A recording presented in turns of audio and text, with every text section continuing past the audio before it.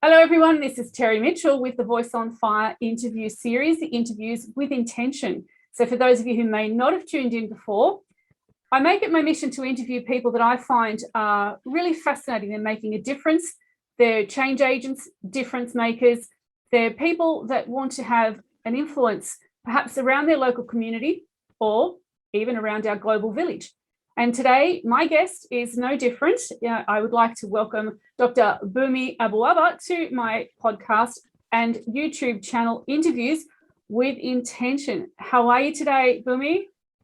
Oh, thank you very much, Terry. I'm very well, thank you. It's 8:15 in the morning in Crystal Palace, London. So Fantastic. I'm just happy to be on your show.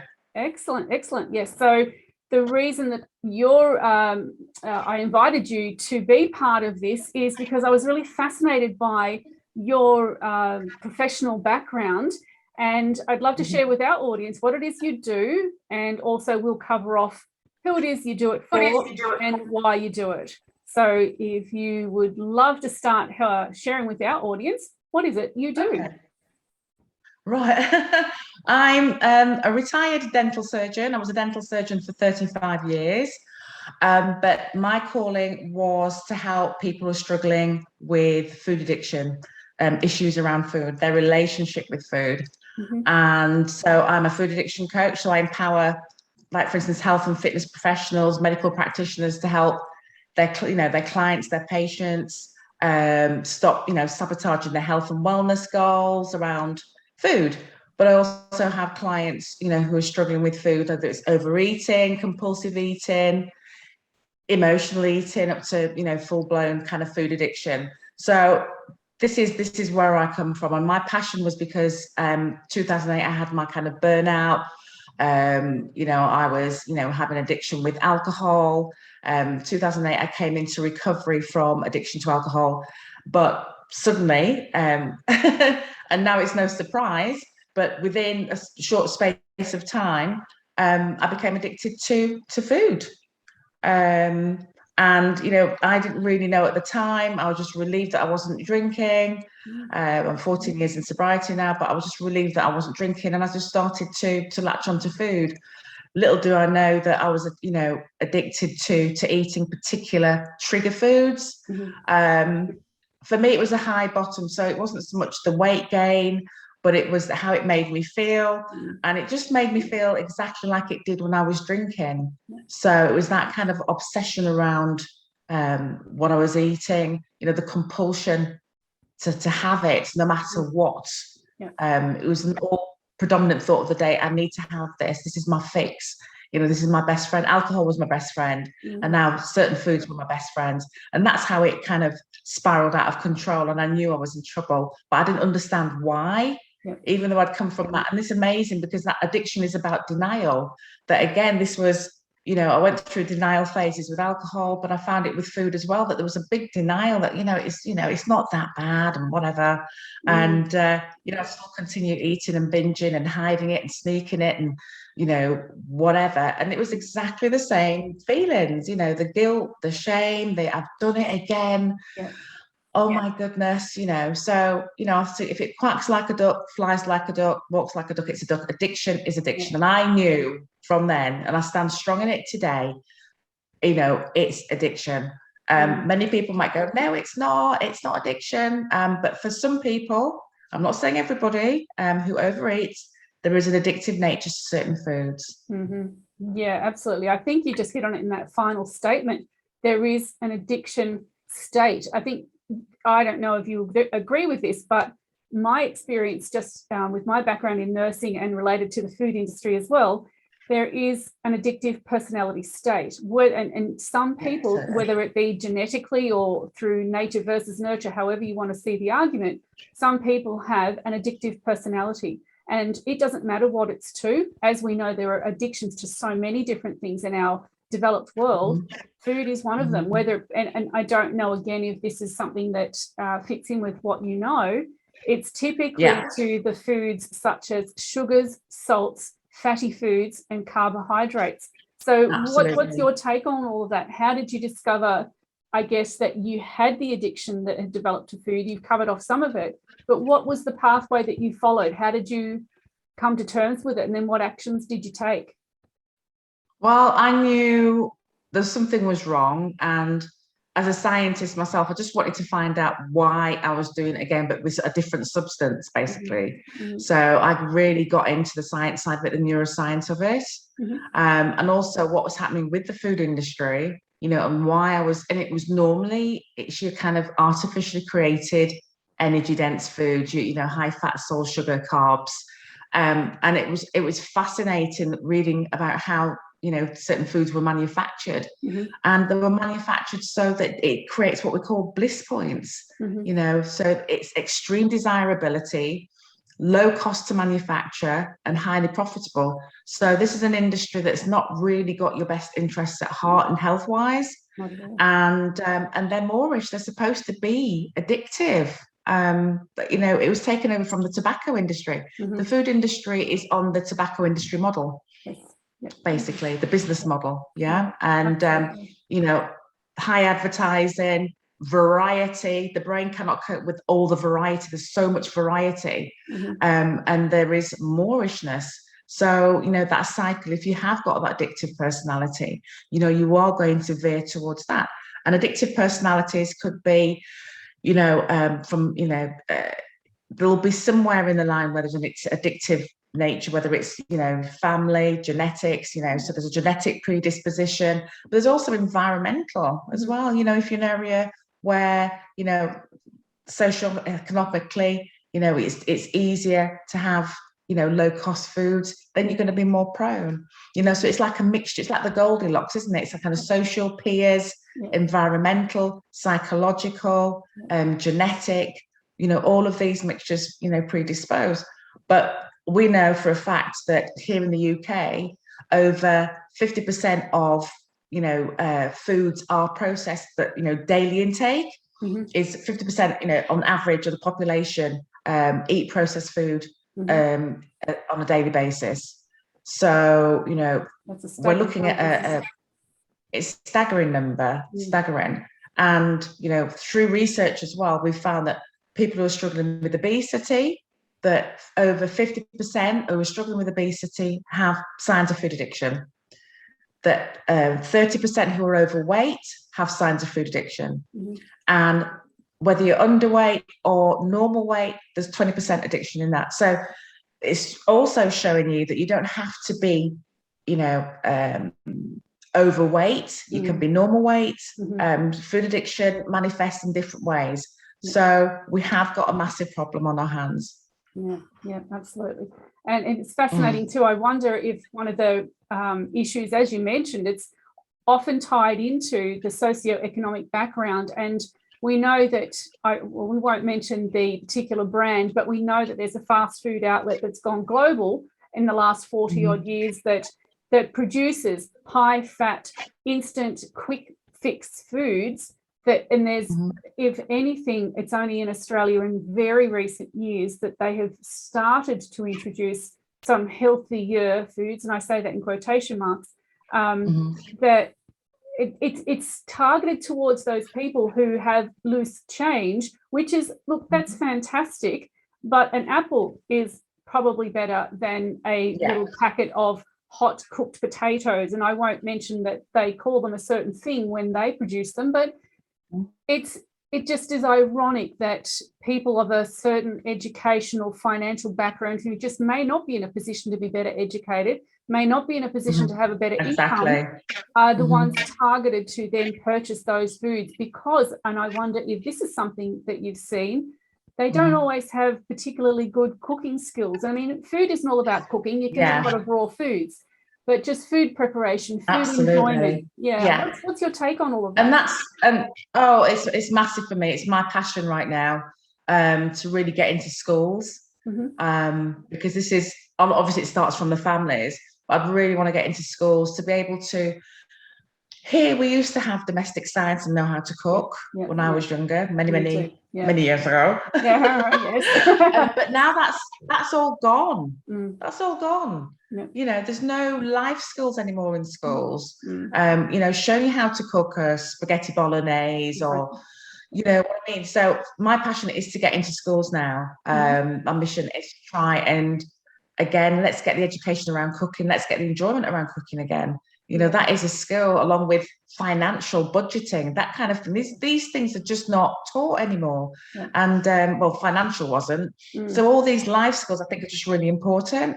So I think going back to basics and cooking, because it is, as you said, it is cheaper to you know, cook a healthy meal as opposed to, you know, going to a certain, you know, brand and eating that. But again, it's the huge amount of media advertising. It's so rampant that, you know, your brain's going, this is in my face. You know, Apple advertising is not in my face. Absolutely. Absolutely. You know, fresh foods aren't, you know, kind of talked about that much, but you've got your fast foods, and then you've got the images of people like kind of like pouring cereal out of packets and stuff like that, and I have to have more, and so it's very, very strong, especially with, you know, the younger generation.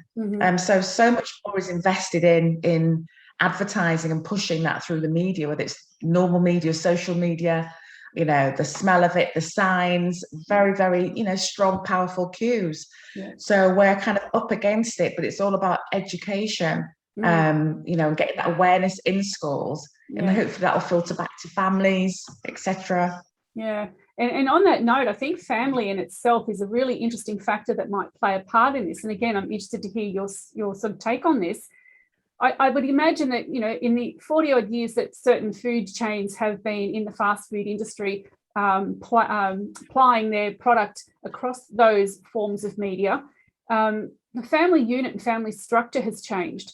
And it's not necessarily about these the traditional mum, dad, and 2 or 3 kids. There's a whole different structure going on. There are a lot of single parents. There are a lot of parents that don't have a lot of access to the kids on a regular basis because there might be split parenting. So there's a lot of different factors, a lot of different emphasis put on how the family structure looks. And, you know, if you're a single parent and you're working full time and you're coming home and you're being a parent to your kids after they've come home from school, you pretty much, you're going to go for the quickest and the easiest opportunity to eat something. Because it comes down to what pressures are the families under in order to get to the point where the kids are fed. Okay, the kids are fed. Now I've got this report that I've got to write up on. The kids have got homework to do. Oh, we've got to get them to the school sport things we've got to do. There's time pressure involved. And I'm wondering how much all of the changes in our family and social units have impacted on just how gullible we are to the media presenting all of this. Everyone's happy when they eat junk food kind of mentality. You know, everyone's got the idea that you're part of an in crowd if you drink, say, a certain cola drink that everyone knows about, and the marketing that goes into those products is phenomenal. So in essence, how does all of that play into addiction, do you think? Oh, big time. You talked about the single parent families, the busy mums, busy dads, not having enough time to cook, etc. But also you've got the sitting around, you know, not many sit around the dinner table. You know, and it's TV dinners, it's mindless eating, it's little Johnny going to play his video games. You know, and he's got his dinner at the side. So there's no awareness of what's going in your mouth. It's almost like that mind-body connection's kind of gone. And if you're having something like, you know, processed food, ultra-processed foods are designed for you not to be full, okay? Ultra-processed foods reduce the amount of leptin in the body, which means that's the hormone that says I'm full, increases what we call ghrelin, which is the hormone saying I'm hungry. So you can continue eating particular chips, for instance, or certain popcorns or whatever. So that mindlessness has gone. So I think the family unit, the breakdown of a family unit has played a big part, definitely. But that's not to say that there is resolution as well, that we can look at individual families, see how they're working, what the dynamics are. Little Johnny goes between parents, for instance. Yeah. If we get the parents singing from the same hymn sheet, yeah. And I'm very strong on kind of pre-prepping and food plans, so that it kind of takes the struggle of what to eat for the week. It takes the struggle away of, oh gosh, I've got to leave feed little Johnny because some of these can be frozen. So it's if you want to get little Johnny well and yourself well, then it's a case of spending just a little bit more time, and it probably, as I said, a lot less is maybe meal prepping, whether it's the day before or batch cooking, so that you can get still healthy stuff out of the freezer that you've cooked or whatever. So, we always used to do this years ago, but because of the media and because of you can just get this, you don't need to cook anything. And I think it's coming back to, what's the big why, for me doing this? I want to be well, in the next few years, to look after little Johnny. Kind of the healthcare system's gone a bit mad over here. So, our NHS is overwhelmed. Over 1 million were contacting the NHS because they're overweight. That's 1 million. 299,000 prescriptions for obesity management medication. Oh, wow. Bariatric surgery's gone up. Oh. We've got a healthcare system that can't cope. Yep. Yeah. So we need to now, and this is what I'm saying, we need to now take responsibility for our own health. Yeah. That we can't always, the medications and this, that, again, the mind-body awareness needs to come back in again. People need to kind of get used to kind of listening to their body, what is it I really need? But first of all, we need really good nourishment, and also these things cause, ultra-processed foods, junk foods, all cause anxiety. It releases adrenaline, it releases cortisol. As soon as you consume that, the adrenaline goes up, the cortisol. So we're living in a state of fright or flight. So can you imagine kind of road rage and stuff? This can all be from, the ramifications are enormous. Can you imagine a nation that have just reduced the ultra-processed food consumption, better behaviour at schools, calmer, better focus, no mood swings as such. Anyone who's going through menopause, again, it exacerbates it. So anyone's got any kind of mental health problems, that would exacerbate it. But also that can also impact your mental health and your health in general. So the ramifications are huge. How many people might be able to come off medications because, it's the ultra-processed foods that caused it. So I always sort of say, get off that. And when my clients, I wean them off the ultra-processed foods, massive difference already, massive. Yeah, huge. And it's wow, you're a different person. You make clearer, calmer, less anxious. You make so many valid points there. It's I feel like I'm nodding my head furiously with it, just agreeing with what you're saying, because my experience is similar to what you've pointed out. You see a lot of health conditions that are purely preventable, absolutely 100% preventable. Totally. If only people would be able to educate themselves and their families about what's appropriate food and how easy is it to cook. One thing that was coming to my mind as you were talking, and it's something that I see a lot in Australia, and I know that it's in a lot of the more established countries, is the cooking shows where the emphasis on a lot of the chefs preparing food. And the irony, my background was as a fully trained cook, so I was able to work in restaurants.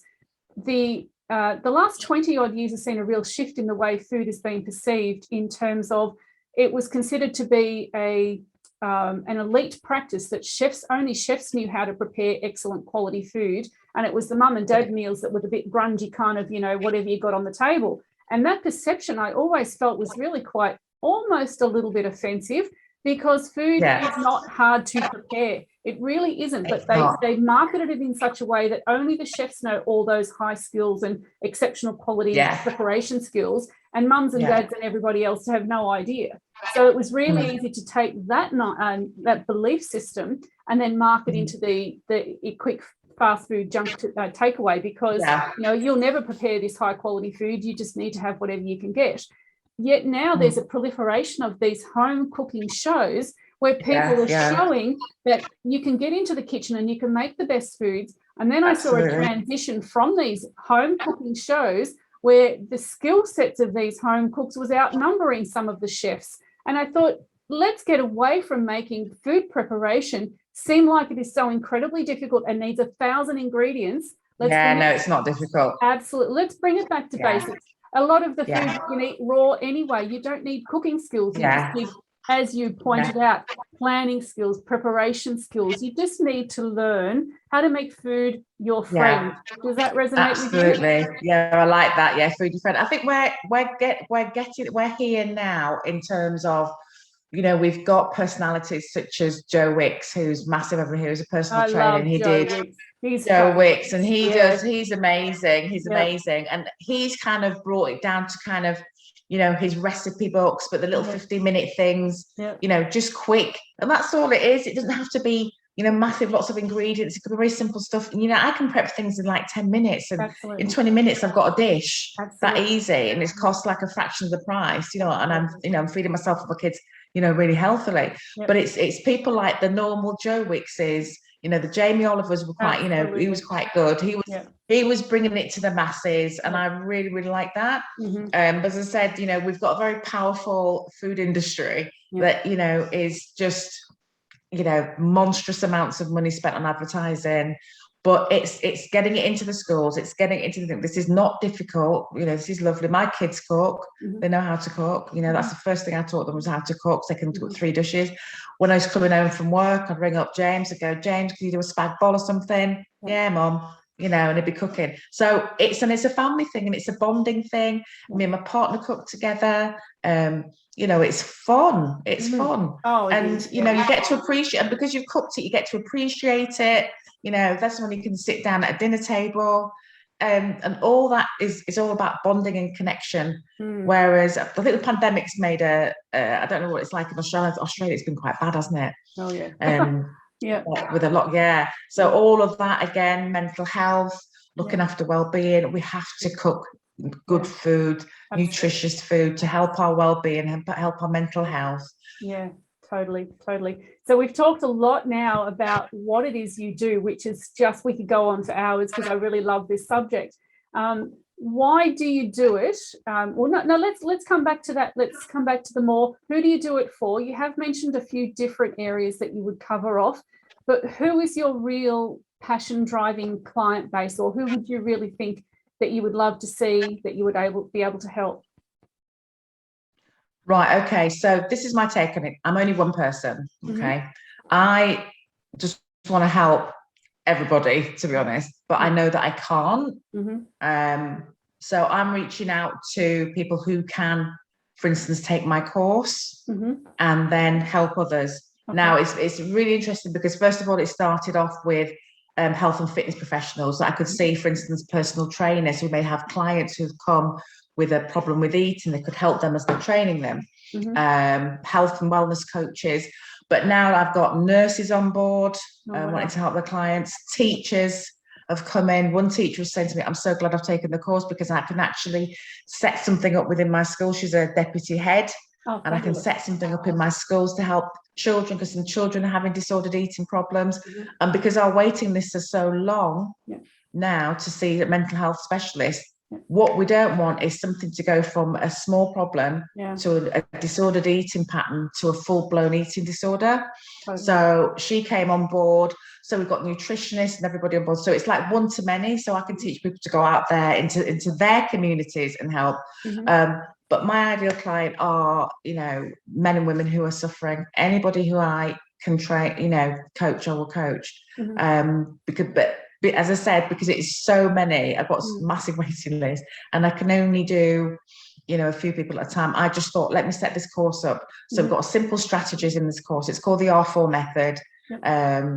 It's R4 is relationship, reframe, resilience, recovery. So it's all the steps that somebody can take to help their clients. And also, if somebody wants to, you know, take it for themselves to help their family, for instance, then, you know, all the better. So for me, it's my passion, my ultimate passion is to get into schools. This is where I want to get into, is for the children. So this is where my head is going, my heart is going, is to be able to educate, you know, from school level upwards. So by the time they leave school, they know how to cook, you know, 3-4 meals.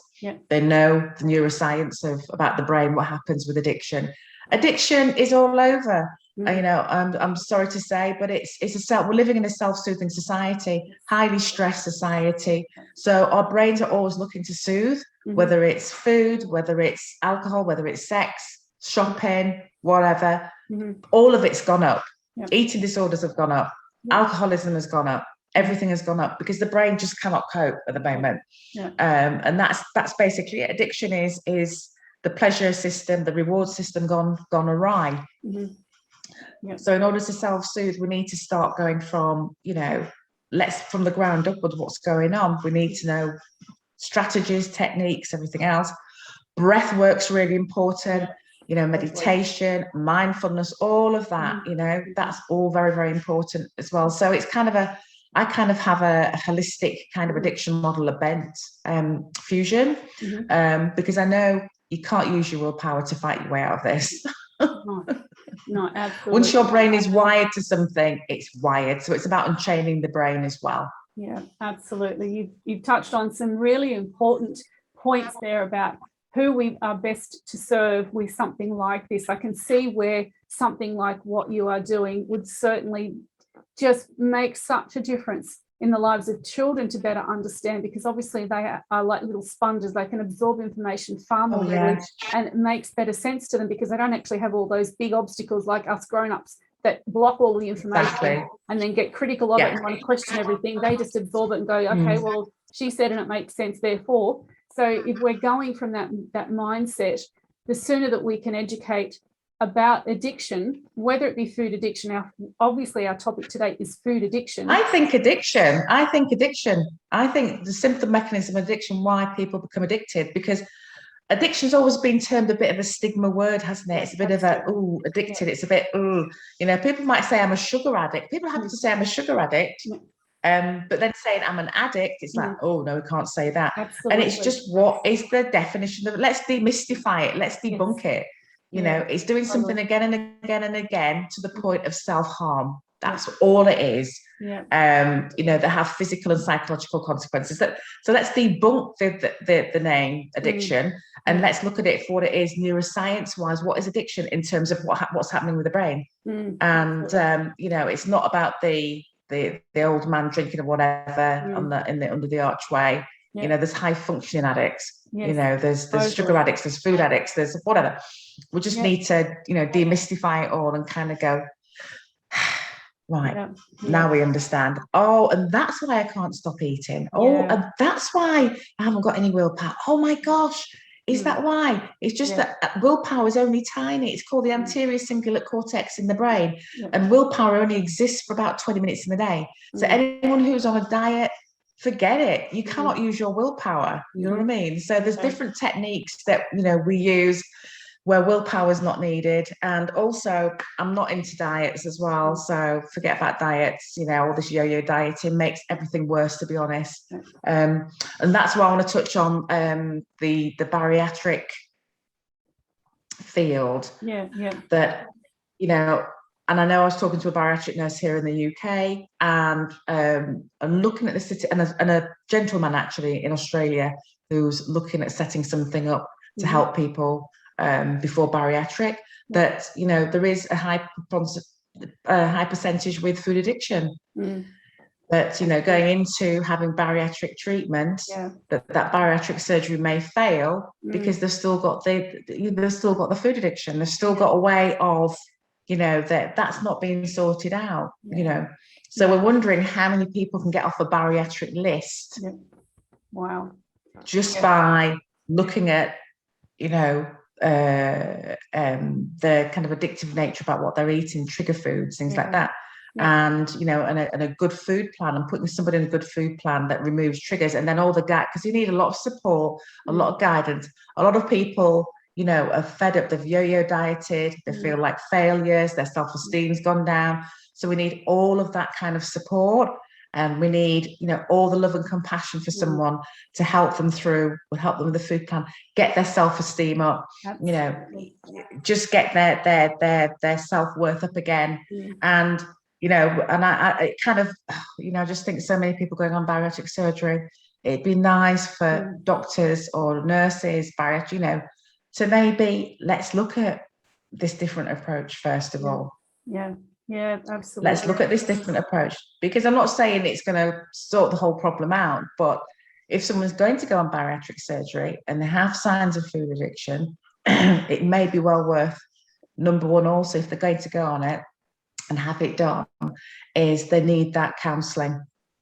Absolutely. Through it, before it, pre-prep.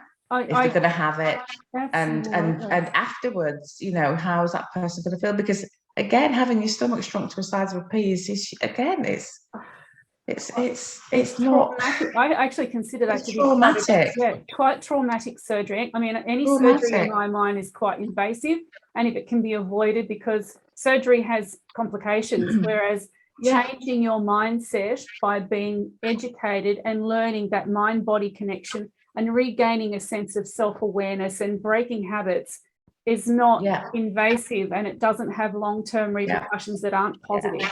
So, you know, it's not to say some people should not have the bariatric surgery. I'm not in any way, shape or form denouncing the value of it. But I'm not saying that either. But I'm saying, it's about how do we support people, because I totally agree with you when you say, what is the point of having that surgery if the addictive nature has not been addressed? They're going to come out of there, they're going to struggle with the idea that they've still got addictions, they've still got that feeling, that unsatiated sensation, and yet they haven't got the stomach to hold the food. So what do? They turn to something, they turn to liquids, they turn alcohol, to quick fix sugars. A lot of the time it's alcohol. And also turn to cross addiction, alcohol, so there's cross addiction. There'll be cross addiction like shopping, alcohol, gambling, absolutely. Anything else, because that has not been addressed. So it's gone sideways, it's gone somewhere else. And, you know, I'm hearing that, you know, more and more are turning to alcohol. That's a quick sugar, you know, quick sugar. And also it's kind of, again, it's also your whole eating habit has changed. In the sense that you're not going to be enjoying it as much. You know, you can't go and sit down to dinner and, you know, with family, as you know, it's not. It's changed. Oh, it's massive. It's a massive change. Massive. Yeah. Look, it's so vital. I totally hear what you're saying. I think it's so important that we do look at how is it that we've developed these really unhealthy, but not necessarily unhealthy to be critical, but unhealthy as we don't know what that feeling of good health is like, to be able to understand what we're missing out on. If you've not had it, you've not known that good feeling, you don't know what you're missing out on. And it almost needs to be that we teach people what it feels like to feel good. And you mentioned things like good self-worth, self-esteem, confidence, some really positive senses of self. And it's about totally. And it's about, and this is not just about weight loss or anything like that. It's about, with my counselling and coaching, the weight is the last bit that will come off, that will go. You know, it's getting the mindset right. It's almost like you're prepping the person. And then getting onto a really delicious food plan, which is, it's not restrictive, 3 meals a day, you know, 2 snacks, you know, a nice variety, variable thing that you can prepare, you know, and it's lovely. So it's about get into the habit and the rhythm of life. You know, so there's the holistic bit that, you know, listening to your body. You know, what are you feel good about food? What triggers you to eat? Why? You know, let's look at that. Let's journal around it. You know, what are the triggers? Is it the people, places, things, the food? Let's have a look. It's starting to build that awareness back into self. You know, we've lost that awareness in general. You know, we're kind of always looking out, but we're not looking within. So, you know, a lot of what I do is very holistic as well. It's like tuning back in with your body. You know, it's a process, but it's tuning back in with your body and getting rid of the addictive substances. You have a clearer head and you feel more balanced. We just want to, at the end of the day, we just want joy and fun and be free and physically free to do the things that we want to do. And then the weight will go. So I don't advocate it as a weight loss plan, but the weight just comes off anyway. And the regardless. And people kind of, I was going to say, when the weight comes off, it actually reflects how you feel on the inside. So that physical body starts to reflect what the inside is feeling. So totally. But we kind of build the inside up first. We build the inside up. We train that first. Yeah. And you know, as I said, it's just a symptom. You know, what else is going on? What are you craving? You know, what is it? I've got a book coming out called Craving Freedom. Oh, fantastic. And it's so that's in the make. It's coming out on the 1st of December. Awesome. And it's based on my R4 method for overcoming food addiction. Okay. But I just think it's something that we can all get out there and help each other. I always sort of say this, that I know we're kind of leaving it for the professionals and we're leaving it for, you know, the psychotherapists, whatever, and they're massively overloaded. They've got waiting lists and whatever here in the UK.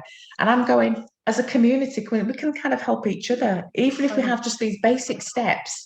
You know, we can help the pupil, the teacher can help the pupil, the social worker can help a family, get a meal plan. Let's sort your meal plan out. Let's see how we can budget, that kind of thing. So we have a good meal plan, get the mindset going. It's like, I don't know, everybody could be called to arms to help one another where we can. So that's where we're coming from. I think that's amazing, and it fits in so much with a movement that is happening around the world called the Global Citizen Movement. And I think it's just so important that we become more aware of how we can be supportive for each other. I've heard of that. Oh, right. It's amazing, but its sole purpose is to do with you know, breaking the poverty of people around the world. So it's totally unrelated, but in the same sense it is related, because it's about food. It's related. It's about food inequity. Some of us have too much food and we eat too much, and unfortunately it plays havoc with our bodies. And then and for those people that have the addictions, it plays even more havoc. So what you're doing is just so vital. It speaks to the idea that we do need to be more part of our global village mindset. We've talked about what you do and who you do it for, and we've even probably covered off a lot about why you do it. What's your big why? What's that really big why that is the driving force? The big why, as I said, it's the kids. It breaks my heart. It really does. Sometimes I cry because we've got a generation of kids growing up. When I was growing up a million years ago, I didn't have all of this. I didn't have the social media. I didn't have all these distractions. Life was really simple. I was a child, you know, I was a kid. You know, I grew up, I had a childhood. You know, you knocked about on the street, your mum said, come in, you know, we had all that. The telephone was in the hallway, you know, when the telephone went, it's like, oh gosh, you know, all of that. I look back and I think I had a great childhood. Now we've got kids with social media, there's mental health problems through the roof, you know, social media, cyberbullying, there's just so much going on in the world. They've got a lot to contend with. And I just feel that, and as I said, the family structure is a lot different now.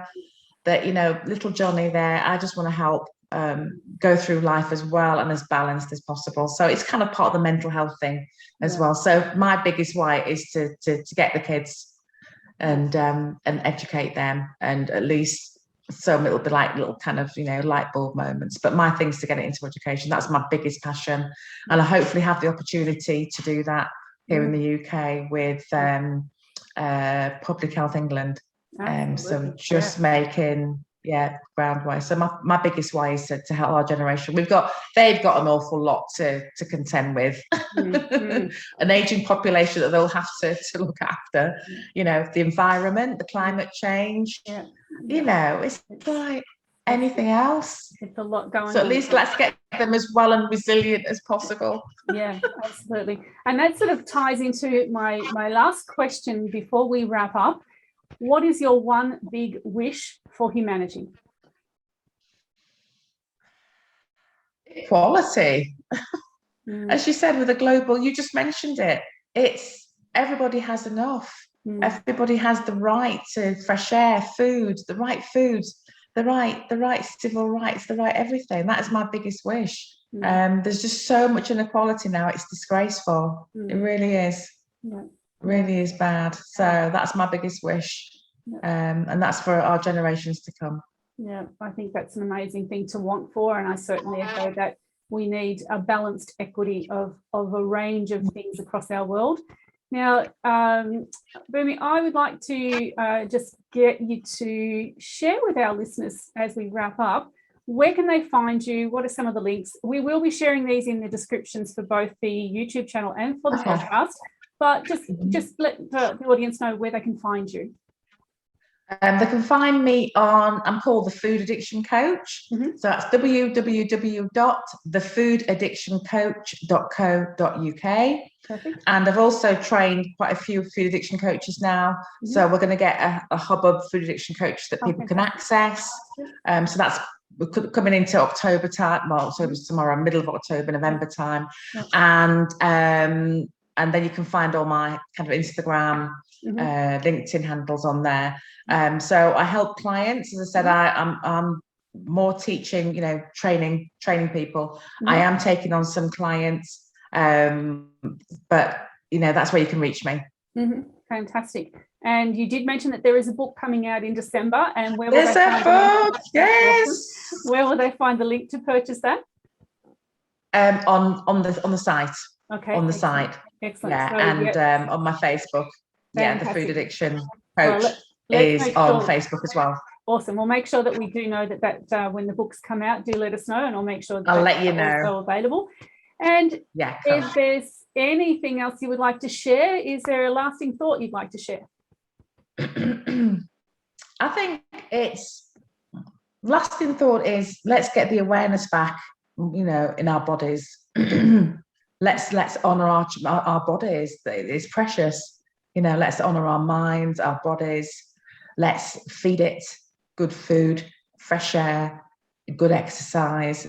Let's honor it, because we've only got this. And, right now, medically, no one else is going to be able to really help. So let's go back to basics. Yeah, go back to basics. Mind, body awareness. Absolutely. It's been such a pleasure chatting with you about this. I could talk about this with you for a very long time. It's certainly an interest of mine as well. Thank you. You've shared some very important topics, and I know that the listeners are going to find real value in this.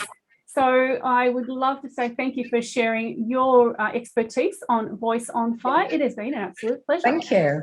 Oh, thank you very much. Thank you, Terry. You're watching or listening to Voice on Fire Interviews with Intention. If you're new to Voice on Fire interviews, you'll hear from everyday amazing people on a mission to make a difference. These people are change agents, action takers, and difference makers, having a positive impact on their local community or across our global village. Don't forget to subscribe and click the notification bell for updates on new interviews. I hope you enjoy.